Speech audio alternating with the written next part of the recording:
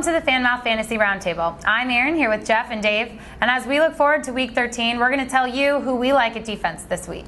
Jeff, who's your defense this week? My defense is the Browns. I really like Cleveland as a defense. The problem is that they're usually on the field a ton, right? Because they have a fast-paced offense, and the other team just ends up having a lot of possessions. But what I like about this game is I don't think the Jags are going to have a ton of snaps. I think they're going to have a lot of 3-and-outs, and this defense we're going to really see what they're made of.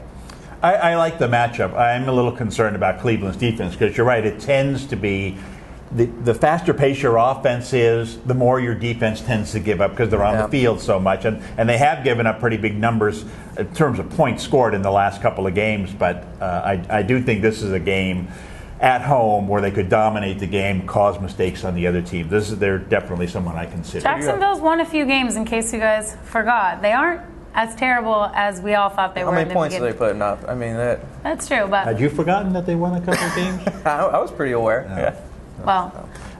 Well, I also am going against a team that's won a couple games recently, but I'm not really sure why. I mean, I'm taking Carolina's defense. Now, Carolina's defense has not translated well to the fantasy game.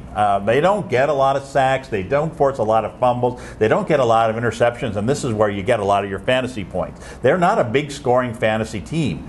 However, last time they played Tampa Bay, they held Tampa Bay without a touchdown until the final minutes of a blowout there. That was at Tampa. This game's at home. And Carolina's won 7 in a row. Their defense is great. And when I look at Tampa Bay, I see a second-string quarterback, third-string running back, second-string number 2. I mean, they can't have an offense that matches up well with this defense. So I'm going to say this is the week that Carolina's fantasy numbers live up to their reputation on the field. You're not giving them enough credit as a fantasy defense. They're up there in points, and they do get quite a few sacks. I like the pick. Like you said, Tampa Bay as an offense, it's just amazing that they are able to put something together. You know, they've lost Mike Williams. They lost a couple running backs, and I don't know that you'd consider Josh Freeman a loss, maybe addition by subtraction. Right. But I can see that pick. It's a solid pick, and I believe that they are better defense than you think. Yeah, I've been on the Carolina if you haven't noticed, I've been on the Carolina bandwagon for quite a few weeks now. You can take my seat. I'm hopping off. I think Mike Glennon is, even though he looks like he's 13, I think he's a very talented quarterback, and I think they might surprise Carolina. Last week showed me that Carolina isn't the all-star defense that I've come to love all season long. So.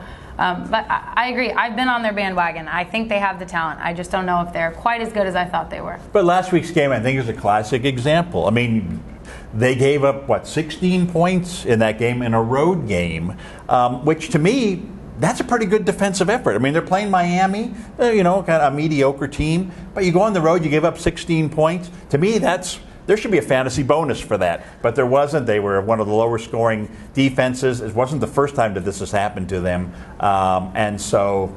Is that one of the rules in the fantasy rule number 8? No you should rule. have a bonus for. No rules involving defenses. They're not important enough to think about. I agree with that. Maybe that should be a rule. Yeah, there you go. Spend whatever you have left on your defense. Yeah. Don't worry about it too much. That's my rule for kickers too. There you go. Yeah, so that's the rule. Spend whatever you have left on defense and kickers. That's our advice for Week 13 defense.